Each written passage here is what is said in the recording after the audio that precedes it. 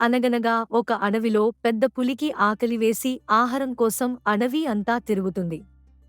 ఇంతలో ఒక ఆవు పచ్చికలో మేత వేయడం చూసి ఇక తనకు మంచి ఆహారం దొరికిందని ఆ ఆవు దగ్గరికి వచ్చి తినడానికి సిద్ధమవుతుంది. అంతలో ఆ ఆవు తను చనిపోతే తన లేగ దూడకు ఎవరు పాలిస్తారు? ఉదయం సరిగ్గా పాలు కూడా ఇవ్వకుండా మేతకు వచ్చాను అని మనసులో బాధపడుతూ పులిని చూసి, అయ్యా, నేను ఈ మధ్యనే ఈనాను, నా పిల్ల ఇంకా నా పాలు తాగుతూనే ఉంది. అది పాలు తాగడానికి నాకే ఎదురు చూస్తూ ఉంటుంది. నాపై దయ ఉంచి నా బిడ్డకు పాలిచ్చిరావడానికి అనుమతి ఇవ్వండి, తప్పకుండా తిరిగి వచ్చి మీకు నేను ఆహారం అవుతానని జాలిగా ప్రాధేయపడింది. ఆవు మాటలు ఎందుకో పులికి నమ్మబుద్ధి వేసి, సరే, నాకు బాగా ఆకలిగా ఉన్నా నీ మీద జాలితో నీకు అవకాశం ఇస్తున్నాను, వెళ్ళి త్వరగా రా అని చెప్పింది.